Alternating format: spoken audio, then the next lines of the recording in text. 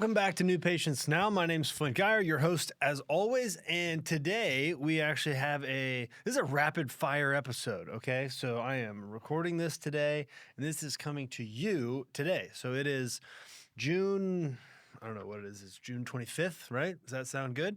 Okay. So as we sit here on June 25th, okay, it is a very important time of the year. Right. And so we've been doing some interview episodes and we have some more of those to come. I'm really excited about the guests that we'll be having on. But it just kind of struck me that this is the message that I needed to get out today, because we are mere days away from the midpoint of the year. And so if you listen to this show or you watch this or however you consume this, right, you, I assume, are trying to do something more or better for your practice or your business or whatever it is. So we're in this season right now where it's halftime. Right. So the World Cup's going on. So right, everybody's kind of like in the sports world, even if you're not really in the sports world, you're like, what's going on? People are all over the place, right? People coming to America for the first time, loving it, which is great. But what you don't want to do is miss this time of the year, because what typically happens is we get to this point, end of June, right? All of a sudden summer is upon us, and the summer either distraction and lull or the summer rush, depending on what type of practice you have or what the seasonality looks like for you, right? We just we go in the ebbs and the flows, and we just, that time of year and things happen and we get into the kind of groove and really kind of the rut of this is just how it goes in the summer, right? And so what you have to ask yourself is, well, what is that for us? What is the typical summer rut for us? Is it that we get so busy and overwhelmed that we allow the small things to slip? Or is it summer is just tough because people are on vacation and patients want to go do other things. And so we just, that's how it goes. Well, what I want to encourage you to do is make sure you are watching the film of the first half of the year. Okay, so over the course of the next few weeks, right, and really over the next week, because between now and the end of next week, right, we're going to get to the 4th of July holiday. And that's really where, you probably got people who are out for a week. You may be going on vacation. And what we talk about a lot is if you're going to be gone, you want to push all the way up until the time that you're going to be out. Really make sure you leverage that time. And if you're the doctor, practice owner, the leader in the practice, right, that is your time to set things up to occur in your absence, right? Because the opposite of that, the default nature of that is like, you don't do it, and then you're gone, and then the excuse that is used the entire time that you're gone is, well, I didn't know what to do, or I didn't want to bother you, or whatever. And you lose that time, right? What you want to do is you want to make sure that we capitalize on that time. So use right now to, number one, if you're busy, be hyper-focused on what are the breakdown points, okay? And then how do we change those? What do you need to do in the second half of the year to make sure that, hey, that is not the way that we want to operate? And how can we change that so when the next summer rush comes, we're more prepared? On the flip side, if this is a slower time for you, then you want to make sure that you understand and your team understands every single interaction during this time of the year is a heightened importance, right? Because if you truly do have less opportunity, right? Let's talk about the phones. If you truly have less new patients calling during this time of the year because of wherever you live and their seasonality or whatever, right? A lot of times it's more, but shouldn't we then take all those things more seriously? And I want to focus on a few things because whether you're busy or you're slow or whatever's going on in your practice, these are just some shocking numbers, and I want to bring them to your attention so you can do something about them, right? And we'll talk through a few things. So number one, go on the internet and research dental patient retention rates, okay? Prepare to be shocked. Prepare to be disappointed. I don't know what to call it, but if you look up what is the typical reappointment rate for a dental new patient, right? It is not a pretty picture. And so we do a lot of obvious work talking about how to get new patients, but we also need to take a moment here at the halfway point of the year and talk about what you're doing with them when they walk in the door. Okay. Now, this is why a lot of the conversations that I like to have when I bring in guests is around the in-office experience and what happens when the patient shows up, because those are the things that actually turns a patient that comes in once into a lifetime patient who could spend, thousands and thousands of dollars over time, get the treatment that they need, refer their friends and family, and be a patient for life, right? And that's the goal. The goal is not just to get as many new patients as possible who never come back again. That's a lot of work to not get the payoff, okay? And that is not what you want to be doing. And if you ever assume that that is what we're talking about here, is absolutely not. You want to get more new patients now so that you can provide a service that gets them to want to pay, stay, and refer. And so let's talk about that in and of itself. So if this is your busy season and you have a lot of new people coming into the practice, well, then the number one thing that you want to focus on right now, if you have that influx in demand, is what are we doing when they're here to make sure that they come back the second time? I think it's something like 40% of new patients. So the more, depending on where you look, right, there's a lot of data on this and none of it is really pretty. But if that's true and you only see 10 new patients a month, well, that means that 60% of your new patients aren't coming back. I guess it doesn't matter how many new patients you get. That's how the math works. But you bring in 10, 4 come back. You bring in 10, 4 come back. You bring in 10, 4 come back. So over time, and that's just the new patient. That's not even talking about your existing patient-based retention rate, right? Because if you get someone to come back one time, that does not mean they're going to come back a third time. If they get back the third visit, it does not mean they're going to come back the fourth visit, right? John Taffer, who ran Bar Rescue, right? And I know this isn't a practice, right? But I think you will learn something from this. So there's this great video of him explaining extremely high ROI marketing in the restaurant business to get repeat customers.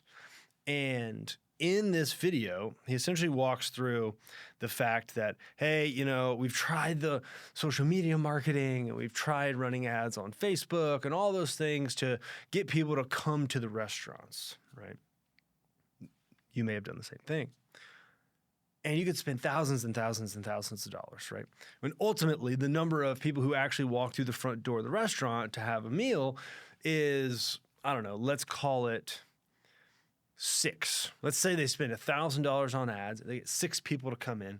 That math is going to be too hard. Let's say they get 5 people to come in, right? Well, that means that they've spent $200 per person to come into the restaurant. Now, we're not talking about high-scale operations here, high-class establishments. We're talking about like bar food. We're talking about the place you'd go to trivia on Tuesday night, right?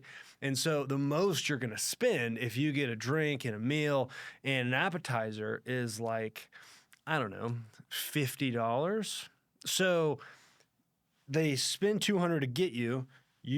They come in and spend $50, so you're already negative $150, and then person never comes back. Okay, so how does that work out over time? Spend 200, get 50. Spend 200, get 50. Spend 200, get 50, right? Well, what happens is you run out of money, right? If you do that long enough. Okay, so on the flip side, and this is where I want you to focus, and I recommend you just take this lesson from him. Don't judge the fact that it's a restaurant example, right? It's getting someone to walk through the front door of a place and then do that in a repeated fashion, right?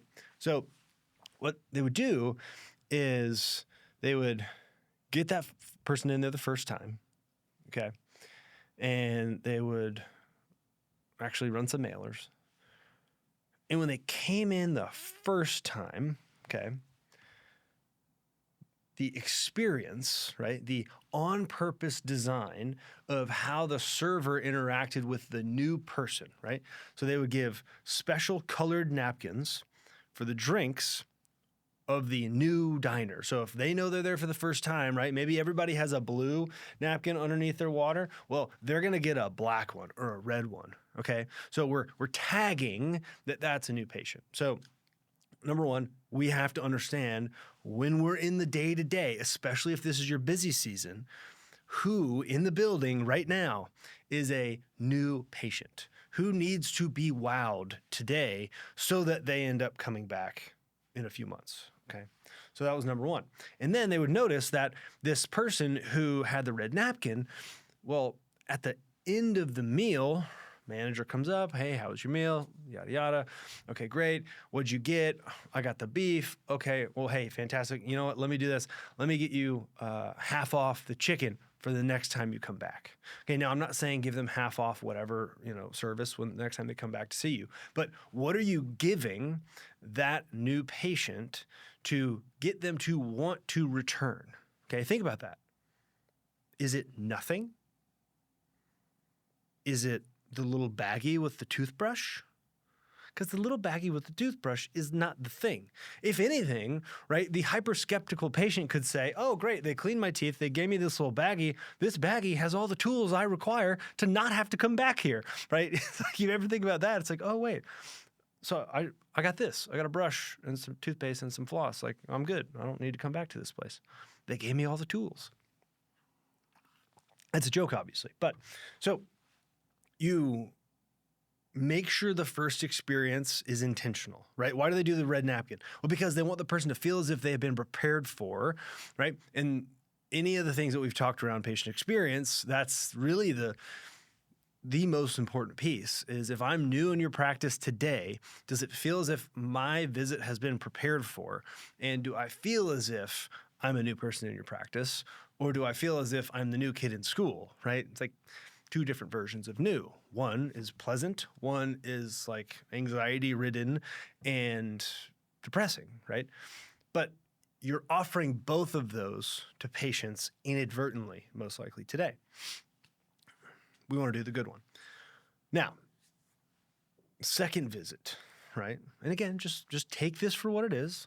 The second visit, person comes back, and what do they have with them? Well, they have this little coupon for $5 off the chicken, which means that whoever serves them knows that it's their second time here, and they know, ooh, okay, if they're here the second time, my job today is to get them to come back the third time, right? Well, what do they do there? They actually, I believe, and again, I'm partially remembering this. So they say, hey, you know what? Next time when you come back, get the cheesecake on me. Okay, so boom, now I have another reason to return. Okay, so in the statistics would show, I think something like if they came in 3 times, the likelihood that that is a person who's going to go to that restaurant for the 4th time is like 75% or something like that. But if they come in the first time and they don't make it to the 3rd time, the likelihood that they return is like 15%. So with every visit, the likelihood of the return becomes a higher chance. And so the same thing is true with your patients. And when we consider the new patient experience, right, the number one goal is to obviously provide an experience that you're proud of, that's referable, right? But it's to get them to come back the second time. And what I would challenge you to look at the midway point of the year is this. What kind of attention are you putting on the second visit, right? If you only get 2 a year, that second one is nearly as important as the first. And what I find to be hyper, for lack of a better word, ignored is how intentional we can be with the second visit, right? It's like we get them in the door, they come back, oh, thank God, right? But how intentional are you being with the second visit? And how intentional are we being ensuring that the reappointment process while the patient is there, because there's no better time than face-to-face to get someone to commit to something, right? Like I went to a new dentist at the beginning of the year. I think I told that story here. And my second visit is coming up in like a month, I think. I'm very curious to see what happens between today and that second visit because it's in like a month from today. what is done on the part of the practice to encourage me to show up, right? Now, I'm going to show up, but you know what I mean. So what are you doing in those areas? And use this time to say, hey, are we doing what we're supposed to be doing? Are we where we want to be so far this year? And if you're not, consider extending some of that intentionality. And if you've been listening, you know what we need to talk about. If you haven't been listening, right, like reach out to our team, listen to the old episodes, do something, right? Get a copy of New Patients Now, the book, like make some action. If you need some summer reading, it's a great option for while you're on the beach. It's a super quick read. And I think we have a promo for podcast listeners where you can get one for free. So if you want to check that out, we'll put it in the show notes. But here's the deal. Use this time. Do not let the midpoint, the summer rush, the summer distraction season pass you by. Leverage it. Use the lessons that you've learned from the first half of the year and that you're learning right now to make the second half of the year more productive. Okay, you'll thank yourself for it because then you'll get to the end of the year and you won't be like, oh no, what happened? Okay, this is the time to make those changes if they need to be changed. And if you're doing everything well and you're exceeding your goals, then now is just the time to double down and say, okay, what could we really accomplish by the end of the year? And make sure you don't, get a little complacent because we're ahead of the game, right? There's always a duality to this. And so I'm trying to address both because this is really an important point in the year. And regardless of where you are, it requires action. If you're doing great, it requires action. If you're doing terribly, it requires action. So I encourage you in that. I encourage you to look at what you're doing to generate and promote second and third visits. Okay, second and third visits. Because if we can get to 3, the chance of getting to 4 and 5 and 6 and 7 and 8 and 9 and a lifetime patient really, really do amplify. So focus on that. Don't worry about anything else. Have a fantastic rest of your week and happy 4th of July because I won't see you before then.